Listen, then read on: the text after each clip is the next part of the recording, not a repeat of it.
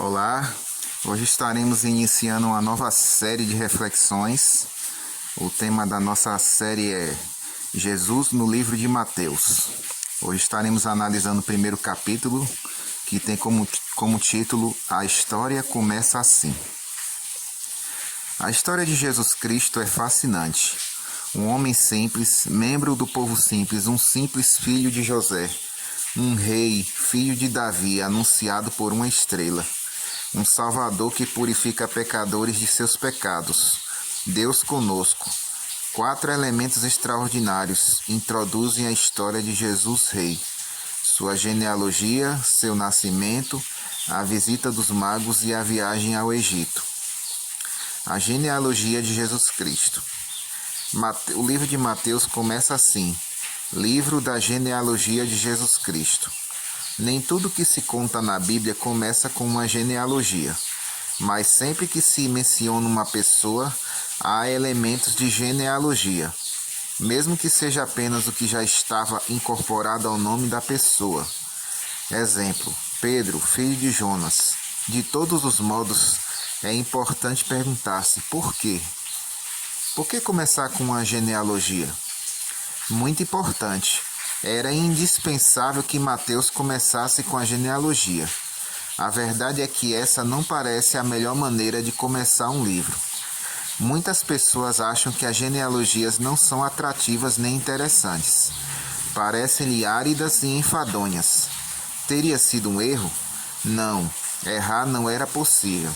O testemunho de Mateus foi inspirado pelo Espírito Santo. O Espírito é infalível. Infalível é também o conteúdo que revela. Embora as palavras sejam de Mateus, o que ele disse provinha do Espírito Santo. Mateus queria provar que Jesus era Rei e Salvador, o Messias prometido por Deus a seu povo Israel. Não podia ser rei sem as relações familiares que o tornaram descendente de Davi. Nada provaria esse fato melhor que uma genealogia. Mateus escreveu para um público hebreu e ele conhecia a mentalidade de seu povo. Precisava esclarecer a origem de Jesus e sabia que devia fazê-lo ao começo de sua história. Com essa base, todo o restante de seu livro se tornaria aceitável. Além disso, a genealogia lhe permitiria ampliar a relação familiar judaica de Jesus para uma relação mais universal. Jesus é descendente de Abraão e de Noé, de Israel e da humanidade inteira. Mateus prova a ascendência de Abraão em relação a Jesus, com os integrantes masculinos de sua genealogia, e a ascendência de Noé por via não semita, com alguns integrantes femininos. Rei de Israel. Jesus é rei porque é filho de Davi. Em Israel era uma crença comum que o Messias rei seria descendente de Davi. A profecia tinha dado ao Messias o título de filho de Davi, e Davi é o primeiro ascendente de Jesus na lista de Mateus. O segundo é Abraão. Vincula-o assim com o pai da nação israelita. É filho de Abraão, diz.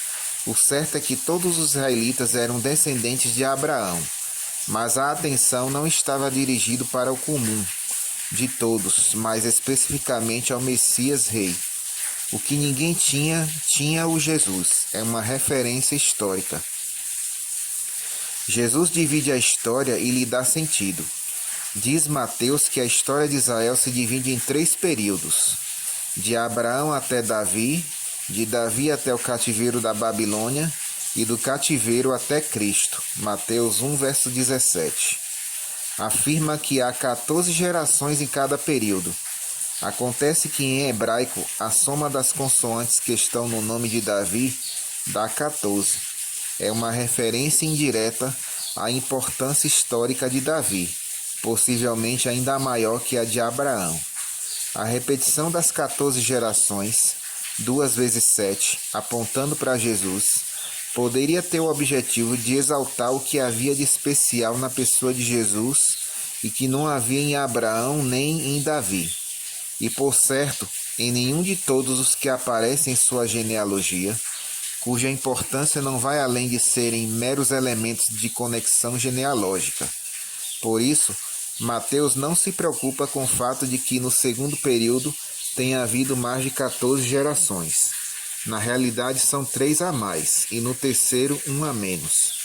Tudo o que importa é que em Jesus há algo muito especial que não existe em ninguém mais.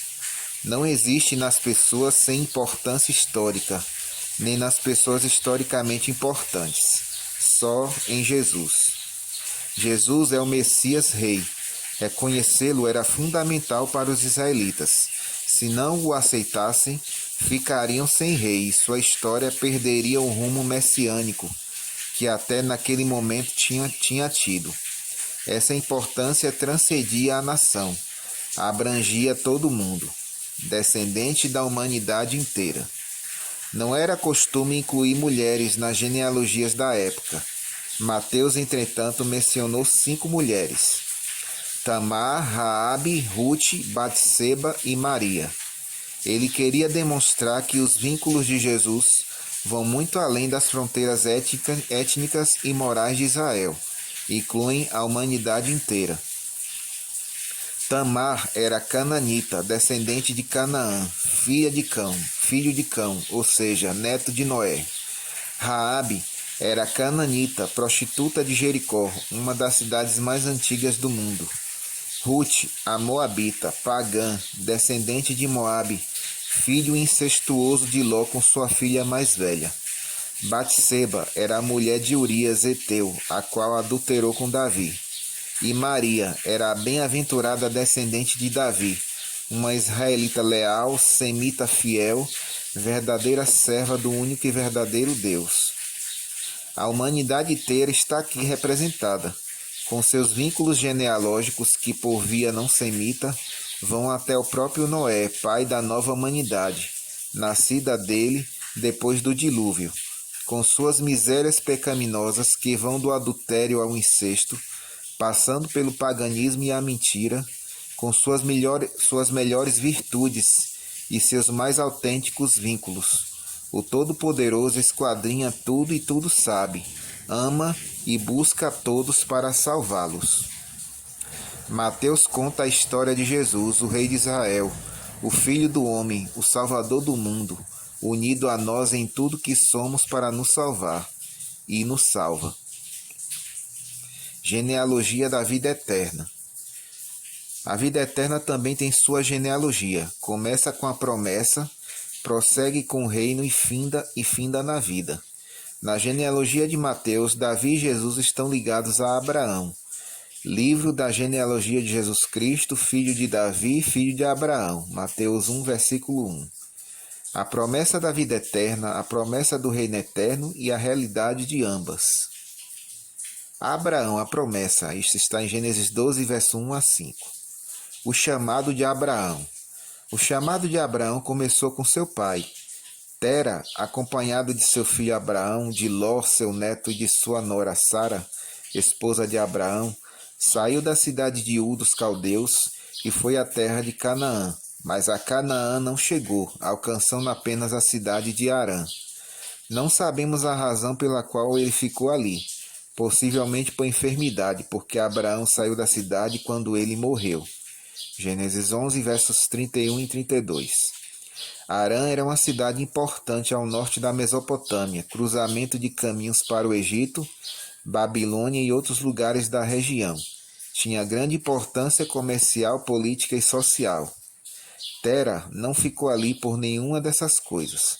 Por essas coisas, um crente em Deus não detém sua marcha para o cumprimento do chamado divino.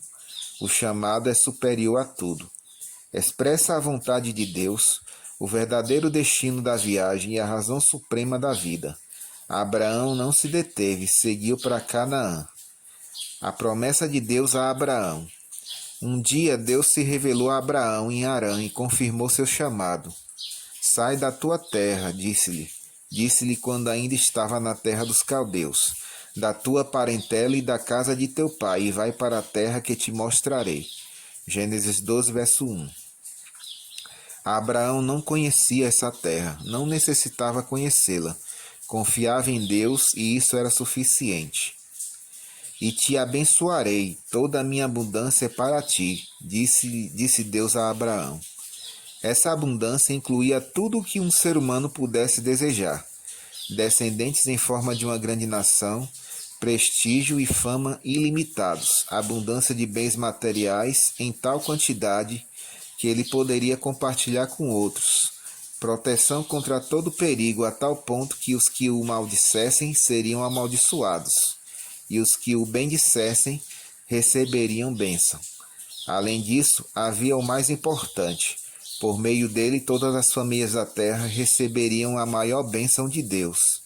Seu descendente seria o Cristo, o Salvador dos judeus e dos gentios, de toda a humanidade. Gálatas 3, versos 14, 16 e 28.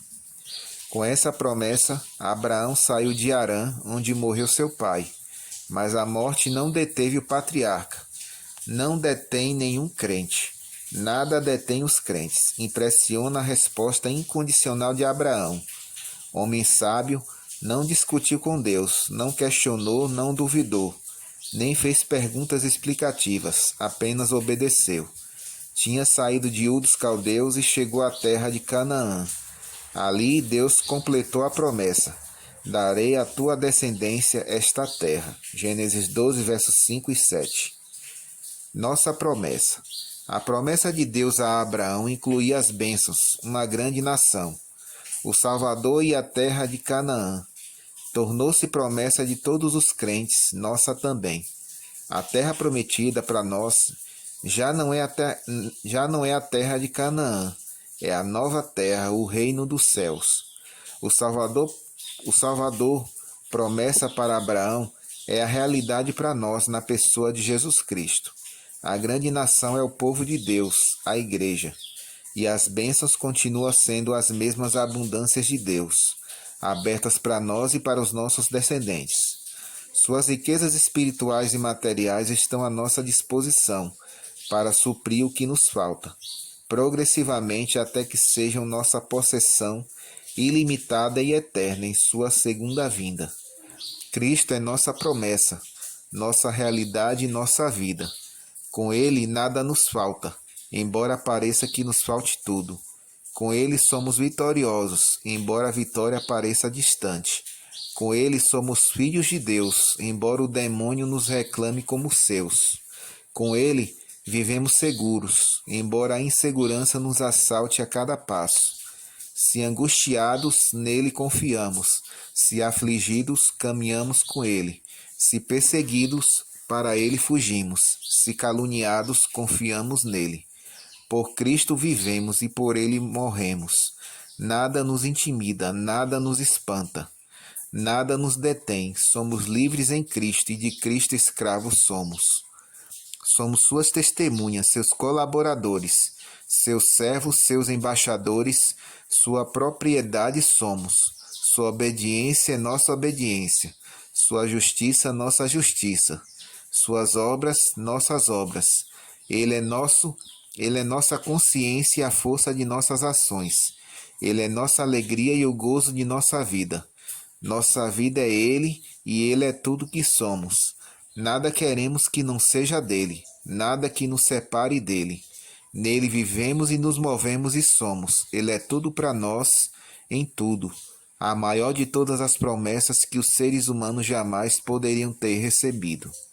Essa é a nossa primeira parte da nossa reflexão. Que Deus abençoe a cada um.